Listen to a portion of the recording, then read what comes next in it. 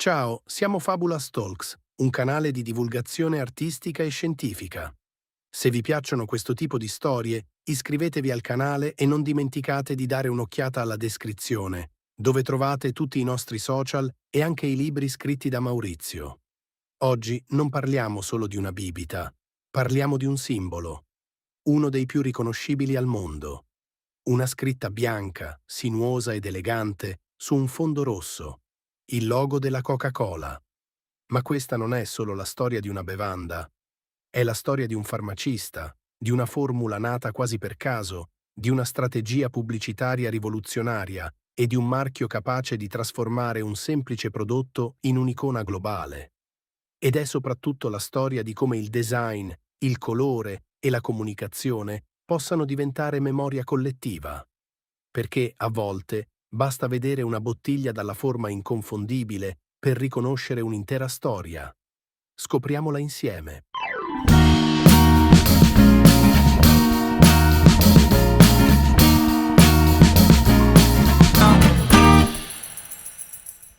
Ogni giorno il logo Coca-Cola viene visto miliardi di volte. È presente in oltre 200 paesi e accompagna la vita quotidiana di persone appartenenti a culture molto diverse. Lo troviamo nei supermercati, nei cinema, negli stadi e persino nei luoghi più remoti del pianeta. Eppure, nonostante questa presenza globale, bastano poche lettere bianche disegnate su uno sfondo rosso perché chiunque riesca a riconoscerlo immediatamente. Ma come è nato uno dei loghi più famosi e longevi della storia? Chi ha ideato quella scritta elegante e sinuosa, diventata nel tempo una vera icona del design? E soprattutto, come ha fatto a mantenere la propria identità quasi immutata per oltre 140 anni, attraversando epoche, mode e profonde trasformazioni culturali? Per rispondere a queste domande dobbiamo tornare alla fine dell'Ottocento, quando una nuova bevanda nacque quasi per caso e iniziò un percorso destinato a trasformarla in uno dei marchi più riconoscibili del mondo. Questa è la storia del logo Coca-Cola. La storia di Coca-Cola inizia l'8 maggio 1886 ad Atlanta, nello stato della Georgia. In quel periodo il farmacista John Steed Pemberton sviluppa una nuova bevanda, pensata inizialmente come un tonico e venduta al pubblico nelle farmacie. Nessuno poteva immaginare che quella formula avrebbe dato origine a uno dei prodotti più conosciuti al mondo. Tuttavia, né il nome né il celebre logo sono opera di Pemberton. A crearli è Frank Mason Robinson, contabile e socio del farmacista, che comprende fin da subito l'importanza di costruire un'identità capace di distinguere la nuova bevanda. È proprio Robinson a proporre il nome Coca-Cola, convinto che la ripetizione delle due lettere C potesse avere un forte impatto visivo e pubblicitario. Per scrivere il nome sceglie lo Spencerian Script, uno stile calligrafico molto diffuso negli Stati Uniti alla fine dell'Ottocento e utilizzato soprattutto nella corrispondenza commerciale.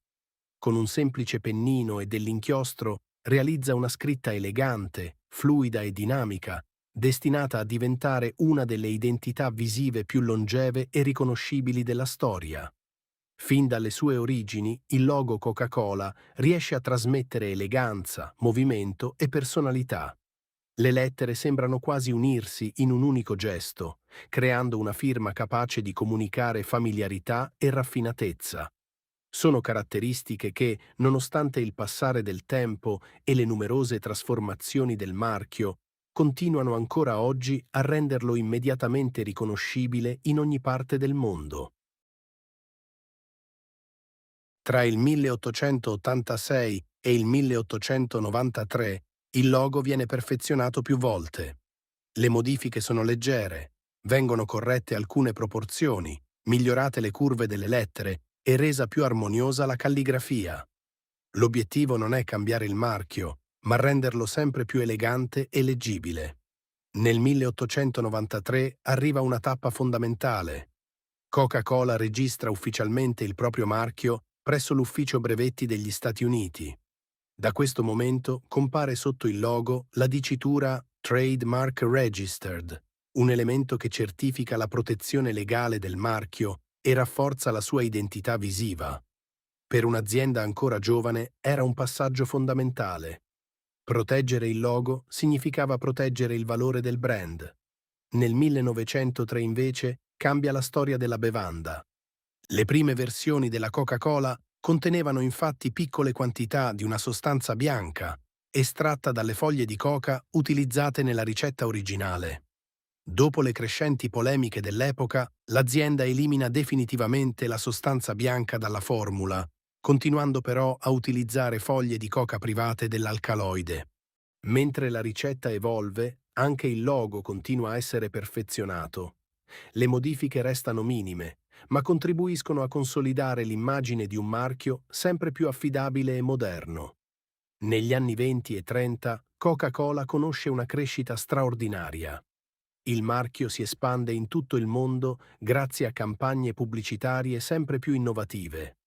Manifesti illustrati, insegne luminose e distributori automatici contribuiscono a rendere il logo familiare a milioni di persone. Tra il 1934 e il 1946, il colore rosso assume un ruolo centrale nell'identità del brand. Anche se era già stato utilizzato in passato, da questo periodo diventa il colore dominante della comunicazione Coca-Cola. Una scelta destinata a cambiare per sempre la storia del marchio. Il contrasto tra il rosso intenso e la scritta bianca crea una delle identità visive più potenti e riconoscibili mai realizzate. Mentre molte aziende continuano a modificare radicalmente il proprio logo, Coca-Cola segue una strada diversa. Preserva il progetto originale di Frank Mason Robinson, limitandosi ad aggiornarlo con piccoli perfezionamenti. Una scelta che si rivelerà vincente. Dopo la Seconda Guerra Mondiale, Coca-Cola è ormai diventata un marchio globale. Il logo è conosciuto ben oltre i confini degli Stati Uniti e l'azienda decide di intervenire con modifiche sempre più mirate, senza alterarne l'identità. Nel 1947 viene introdotta una versione più pulita e bilanciata della celebre firma Spencerian. Le proporzioni vengono perfezionate e il marchio assume un aspetto più uniforme, adatto alla crescente diffusione internazionale. Negli anni 50 il logo inizia a comparire all'interno di forme geometriche pensate per la pubblicità e il packaging. Nel 1958 viene inserito in un caratteristico riquadro rosso a forma di coda di pesce, conosciuto come fishtail. Questa soluzione grafica permette di rendere il marchio ancora più visibile sulle confezioni e nei punti vendita. Il cambiamento più importante arriva però nel 1969. Coca-Cola presenta una nuova identità visiva chiamata Arden Square, progettata dall'agenzia Lippincott e Margulies. Accanto alla celebre firma compare una linea bianca ondulata, conosciuta come Dynamic Ribbon Device. Quella semplice onda bianca, ispirata al movimento del liquido all'interno della bottiglia, diventerà uno degli elementi grafici più iconici della comunicazione Coca-Cola. Ancora oggi è uno dei simboli distintivi del brand. Negli anni '80 il marchio continua a modernizzarsi. Nel 1985, con il lancio della controversa New Coke, viene presentata una versione del logo molto più moderna e minimalista. L'esperimento dura pochi mesi.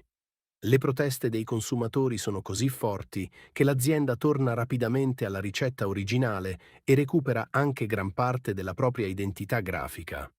È uno dei casi più famosi della storia del marketing e dimostra quanto il logo e l'immagine del marchio fossero ormai legati all'identità stessa di Coca-Cola. Negli anni 90 e nei primi anni 2000, gli aggiornamenti riguardano soprattutto il linguaggio visivo. Il logo viene adattato alla grafica digitale, alle nuove confezioni e alle campagne pubblicitarie internazionali.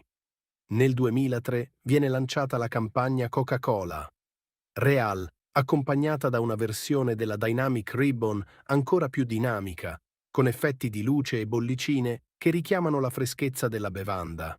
Nel 2007 l'azienda sceglie invece un approccio completamente diverso. Tutti gli effetti tridimensionali vengono eliminati. Il logo torna a una grafica semplice, pulita e minimale, molto più vicina al disegno originale realizzato nel 1886.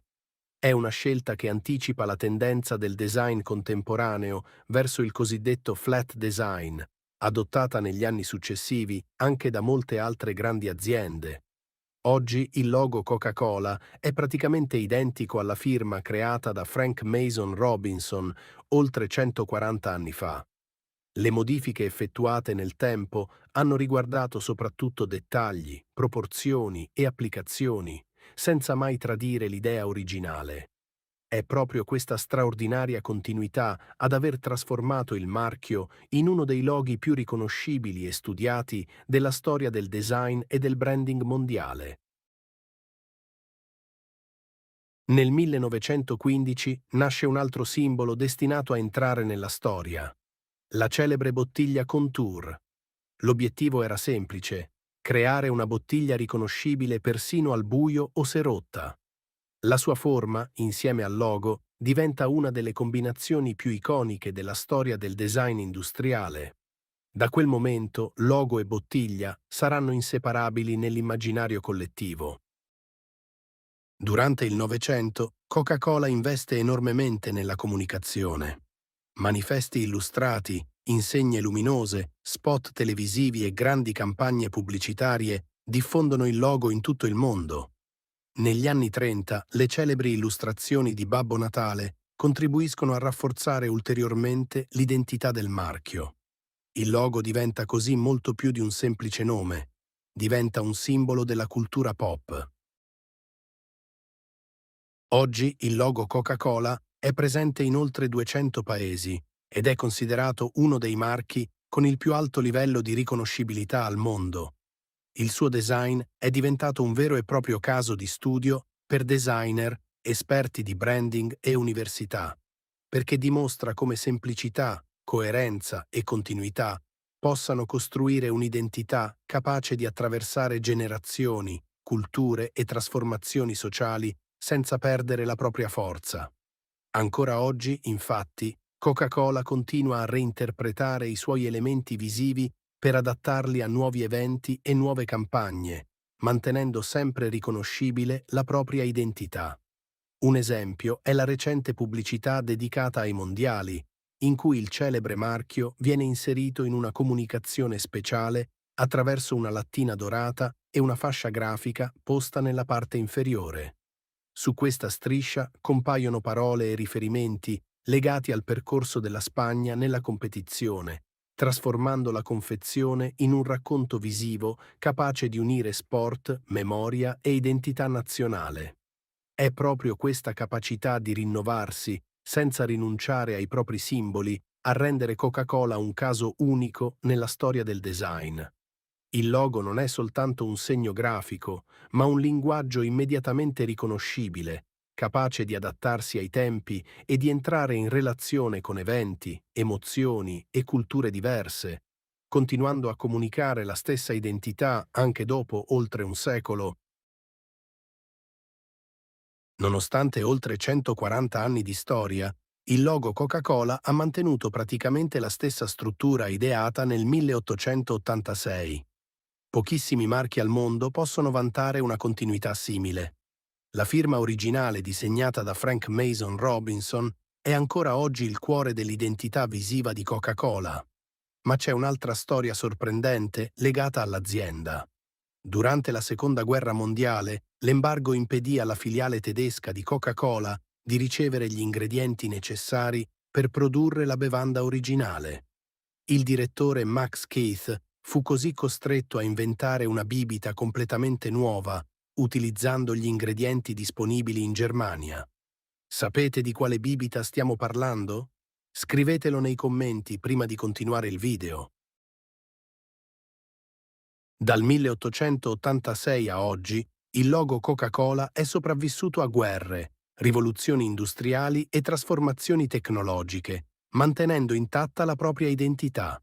È la dimostrazione che un grande logo non deve cambiare continuamente per rimanere attuale.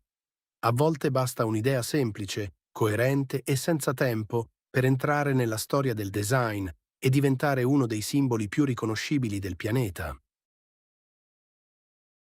Vi invitiamo a mettere un like, iscrivervi al canale ed attivare la campanellina delle notifiche. Inoltre, vi invitiamo a lasciare i vostri commenti che ci aiuteranno a migliorare sempre di più il canale.